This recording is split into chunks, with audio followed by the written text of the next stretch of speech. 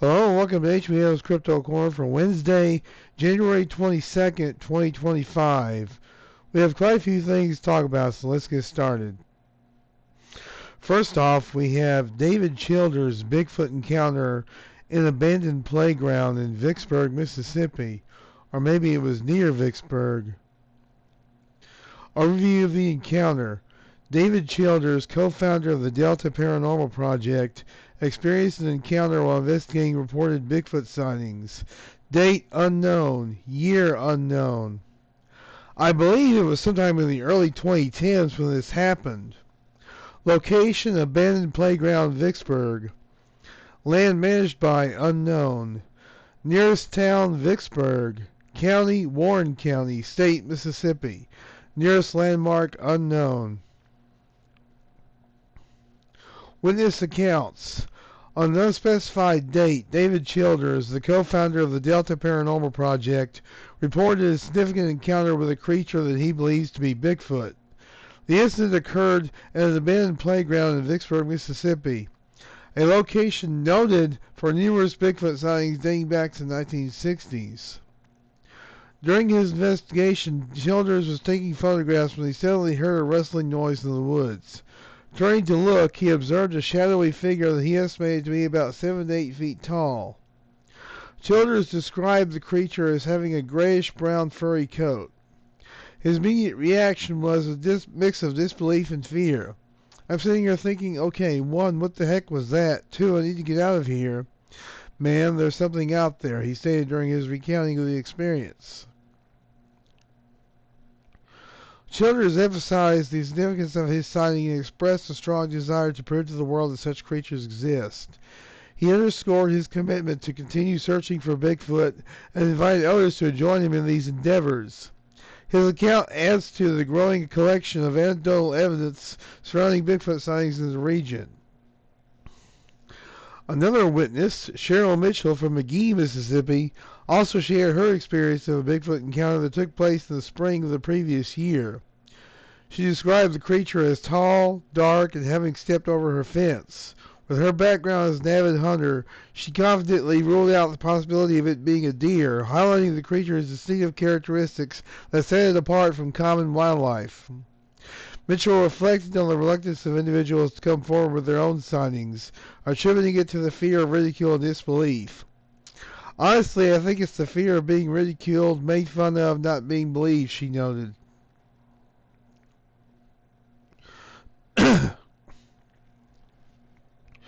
My only question is, did Cheryl Mitchell's account take place in the same location? Doesn't seem like it did, but I don't know.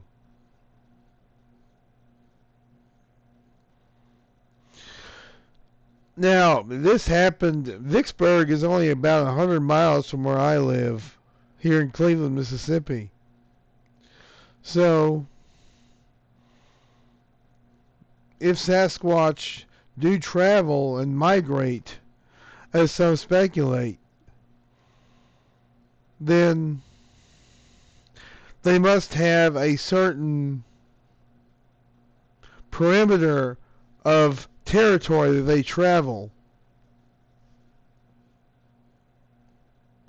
And much like other apes, much like gorillas and chimpanzees and other primates, they also have a perimeter of travel that they follow.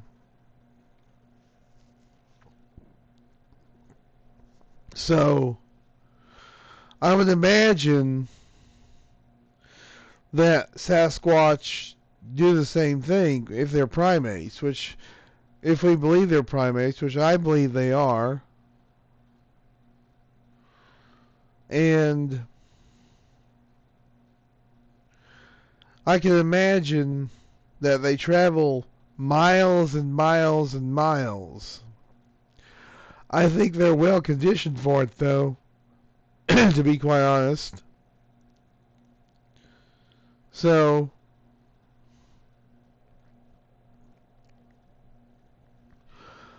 Sasquatch are well known for traveling, I think. And I don't see why they shouldn't travel. I imagine they follow food sources and water sources, and that would be the reason for traveling. Just something to speculate on and think about. Here's one from LochNessMystery.blogspot.com. The Rise of the AI-Generated Nessie Book. In my review of 2024 a few days back, I mentioned only one book of note that was published that year, and that was Adrian Shine's book on sea serpents. However, I had also ordered 2 books published towards the end of the year, which I wanted to take a closer look at. In fact, if one looks at the 2024 titles on Amazon, I estimated that 20 books had been published that related to the Loch Ness Monster. I would say that these subdivided into 3 categories. The first, the majority market aimed at children, which I reckon was 9 titles. Then there was the second category of fiction aimed at a wider audience, which came in at 6 titles. That left 5 titles which would be described as non-fiction, as they aimed to talk about the monster itself and the places and persons associated with it. The 2 titles reviewed here are by Gary Ogden and Thomas Shelton. The other 3 were skipped mainly due to cost, but also a feeling based on the first 2 that I would be wasting my money on them. If you are interested in them, the authors are Bezier, Guinness, and Summers. I maintain a list of Nessie books which can be found at this link. The question was whether these would make it onto that list. Legends of Loch Ness. Let me look first at Legends of Loch Ness by Thomas Shelton. It is a small-sized paperback of 120 pages with no pictures, whose Amazon description says, "Journey into the heart of Scotland's most enduring mystery with Legends of Loch Ness, folklore and the monster that captivates." Author Thomas Shelton masterfully unravels the stories, myths, and scientific pursuits that have surrounded the Loch Ness Monster for centuries. From ancient Celtic tales of water spirits to modern-day sonar expeditions, this captivating exploration delves into how Nessie has become a global phenomenon, symbolizing humanity's fascination with the unknown. Reading through this book was a bit of a strange experience, as it did not feel like a book I would normally look at on this subject. For starters, despite mentioning eyewitness reports, films, photographs, people, and organizations, it was very light on naming any of them. In fact, with one exception, which I shall come back to later, only 3 people were mentioned. These were St. Columba and the first tale of monster, Neil Gemmell with his recent eDNA survey, and Kenneth Wilson of the famous surgeon's photograph.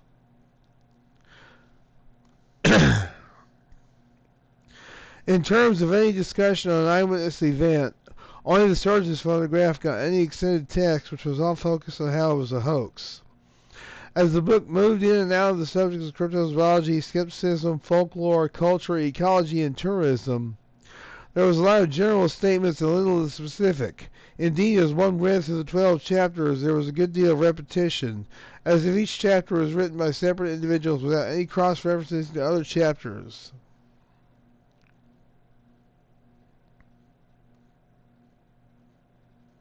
The Timeless Mystery of Loch Ness. With all this in mind, I approached the second book by Gary Ogden with some caution. The title is Nessie. The Timeless Mystery of Loch Ness. It is shorter than the former book, though this is reflected in the price. The Amazon page does feature a photograph of the author, who is listed as having over a dozen titles to his name, so perhaps this book was more human than the other. This book does come with pictures, but everyone looks AI generated. There are no pictures of a historical or contemporary nature displaying the nature of the history of the mystery. However, I am glad to say that this book looks a lot more Homo sapiens. Given the 64 pages of text and its lowish word count per page, it is not going to go into great detail. It is very much an introductory text that I later found out was aimed at a more teenage audience.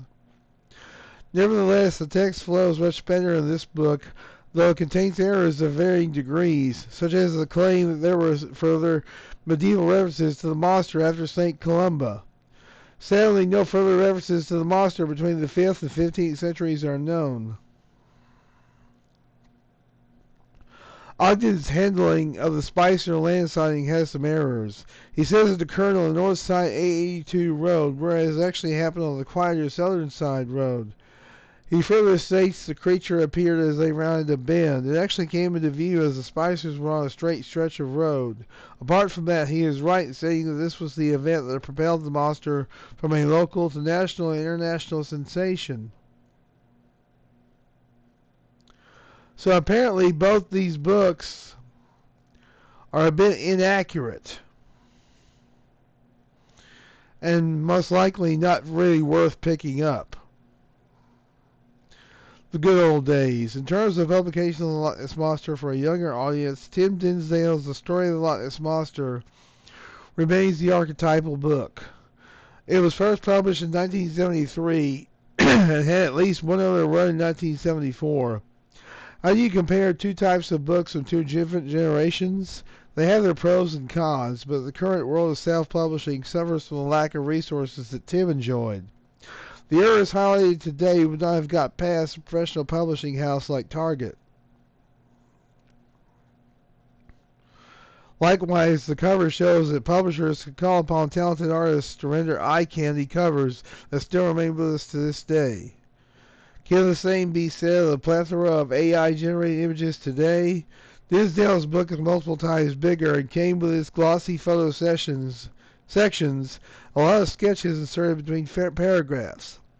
Likewise, it was not shy to get into the material that matters as he recounted various eyewitness reports, photos, and films, as well as the people who pursued the creature. So basically, this article is kind of comparing and contrasting the AI-generated books with classic, old-school Loch Ness Monster books. Pretty fascinating stuff. And it just seems like AI-generated books most likely won't hold up, whereas the classics will. There needs to be better research done on these books as well, if one is going to maintain any credibility within a field. And that's any field, not just cryptozoology. Believe it or not, Ohio is ground zero for Bigfoot enthusiasts and sightings, specifically Salt Fork State Park. All the images in the gallery were taken somewhere at Salt Fork State Park, Bigfoot sighting not included, unfortunately. Believe it or not, Ohio is ground zero for Bigfoot enthusiasts. There's something big, cute, and kind of shy that's causing quite a stir in Ohio. No, it's not Fiona the Hippo. It's something much hairier, Bigfoot. Yep, that's right. There are Bigfoot out in our lovely state.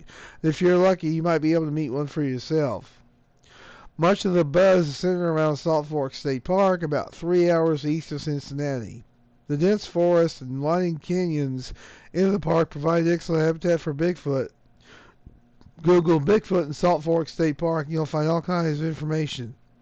Some bits will be more compelling than others, of course, but you'll definitely be surprised by the number of people who are convinced that Sasquatch calls the Buckeye State home.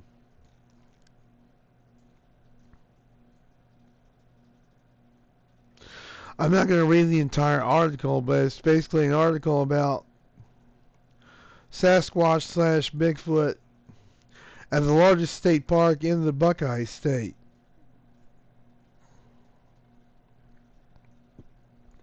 And they mentioned Mark DeWorth, of course, the organizer of the Ohio Bigfoot Conference.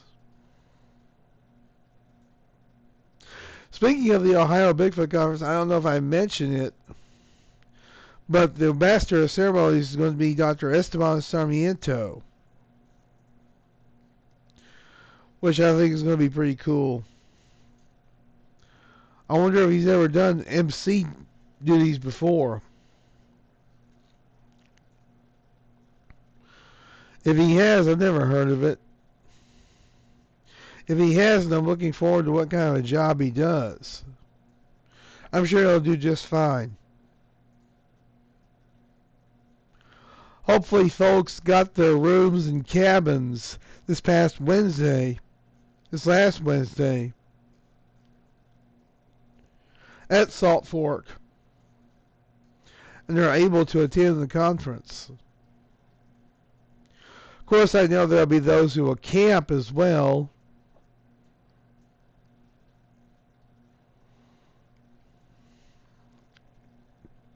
And that's fine too. You want to camp and attend the conference. I'm not much of a camper. I'm just not.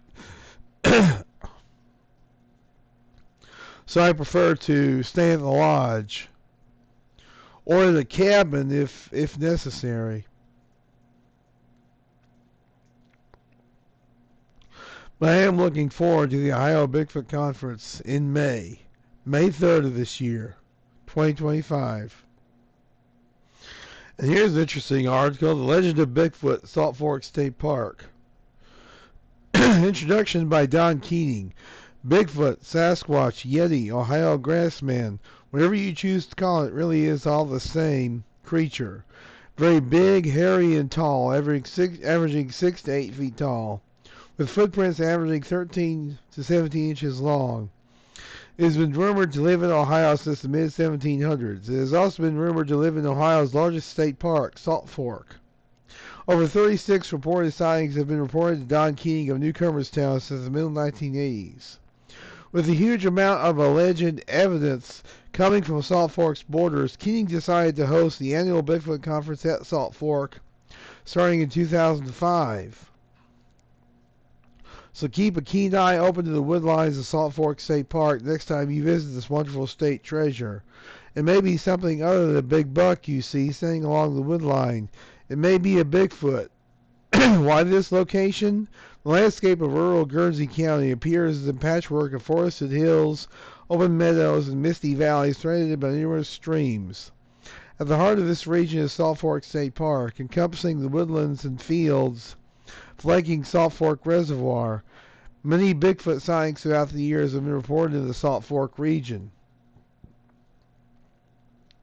A map of the park will help the reader to locate the areas of sightings. Sightings have been reported at the following locations. Morgan's Knob, where much of one of the episodes of Finding Bigfoot was filmed. Monsters and Mysteries in America has also filmed an episode from Morgan's Knob. Parker Road, also known as Buckeye Trail. The cabin area was filmed by Monster Quest. Bigfoot Ridge, the park's primitive campground, was the area where Kathy Lee Gifford and Hoda Kotb filmed an episode of their Today Show with Kathy and Hoda. In 2012, the Salt Fork State Park was named as one of the USA Today's top 10 squatchiest places.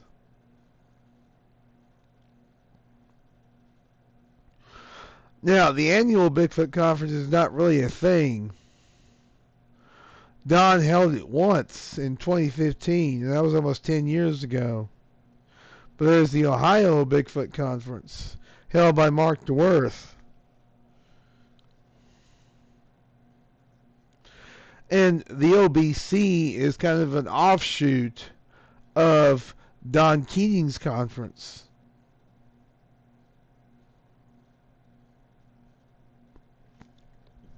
It continues the tradition. And this year it'll be 37 years since the original Ohio Bigfoot Conference, which was called the Annual Bigfoot Conference way back in 1989. Can you believe that? 1989. It's actually 36 years, but going by every year from 1989 to 2025 is 37 years.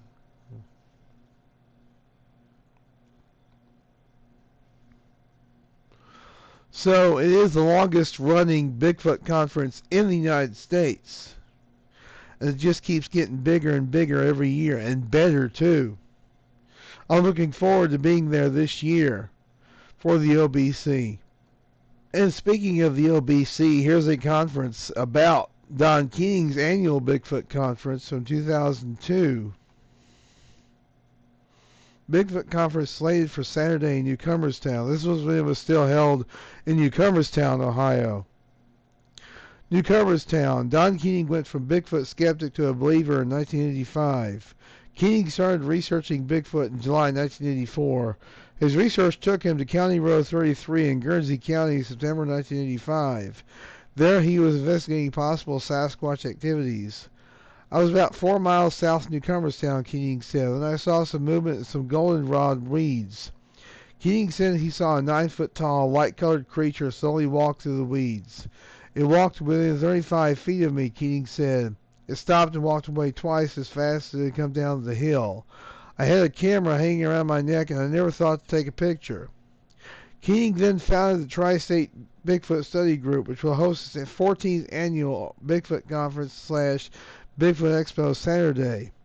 The event will take place from 4 to 10 p.m. at the Newcomerstown Middle School. The group investigates any reported sightings in Ohio, Pennsylvania, and West Virginia. The 40-member group meets monthly to discuss findings locally or internationally.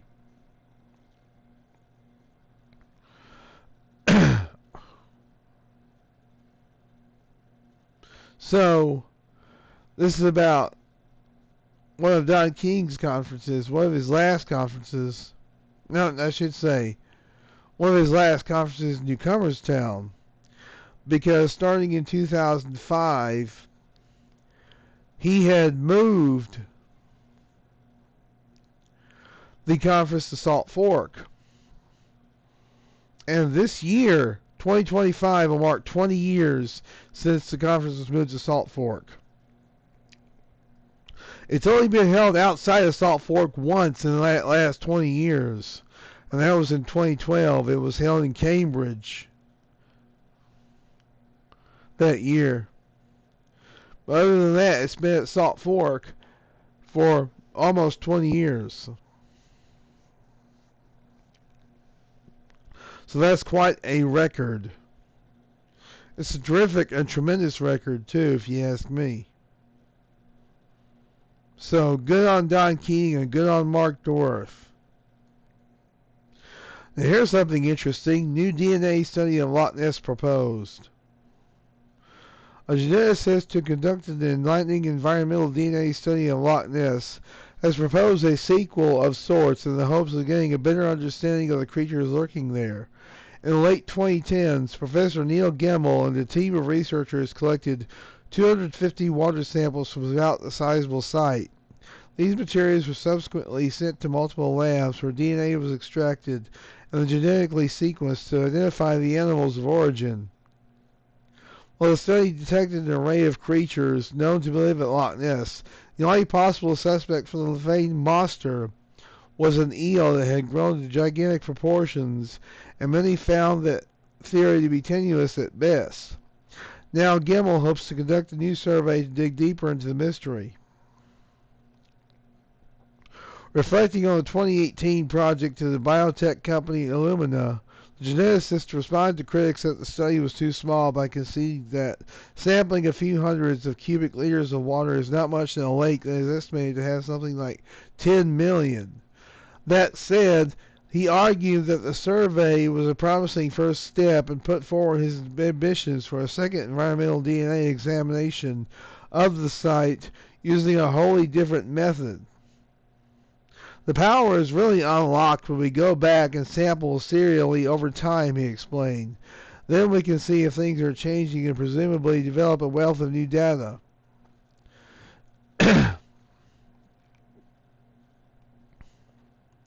Well, the thing is, we have some eDNA of eels.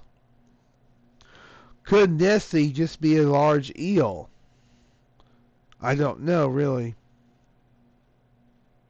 Or are they a zeuglodon, a long-necked whale?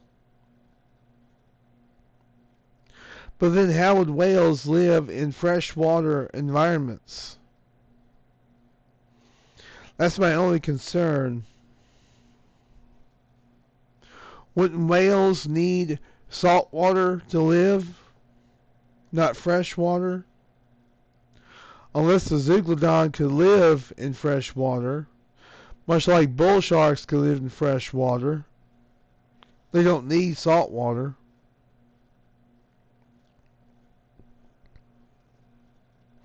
So, it's interesting to think about. It really is. I really don't have any answers, to be quite honest. But it's always interesting and fun to speculate about, isn't it? And finally, Henry Franzoni's unforgettable Bigfoot encounter in '93 leads to IBC creation. That's Internet Virtual Bigfoot Conference. A new interview with Henry Franzoni, must be an interview conducted before he passed away, because he's dead. A longtime Bigfoot researcher has been making the rounds on YouTube. In the video, Franzoni shares his first encounter with the elusive creature, which took place in 1993 during a camping trip with his wife in the Cascade Mountains of Oregon. Franzoni and his wife were on their way to Skookum Lake when they missed a turn and had to turn around. As they returned to the spot where they had turned around, they were hit with a powerful, pungent smell that Franzoni describes as a big, wet dog. Franzoni's wife fell asleep almost instantly, and Franzoni could feel the hair on his arms and head standing on end due to static electricity. Suddenly, the smell and the feeling of the static electricity disappeared, and Franzoni's fan wouldn't start.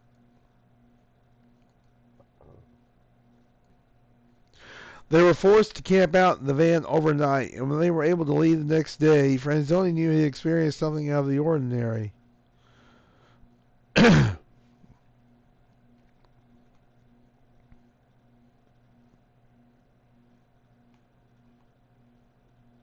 Now, for those who knew Henry Franzoni or knew of him, they knew that his theories on Sasquatch were very interesting, if not a bit controversial.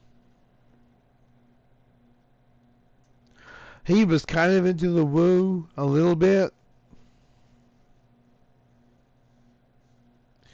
but he also found place names which were interesting also, like Devil's Den and Devil's This, Devil's That, which could describe places where Sasquatch had been. So, I'm pretty sure it's a fascinating interview with the late Henry Franzoni. May have to check it out for myself. And that's going to do it for this week. We want to thank you very much for tuning in. You guys are the heart of the show. I always say that, but I always mean it. I'll continue as long as you guys want me to. And for 10 years now, I've been doing this. And I don't plan on stopping now. I think I'm going to take next week off. But I will be back the following week. I'm going to take next week off, unless there's late breaking news. Now, if there's late breaking news, yes, I will discuss it. But if not, then I'm going to take the week off. So, until 2 weeks from now, or possibly next week, y'all be good or be good at it. This is May-HBM's Crypto-Corner.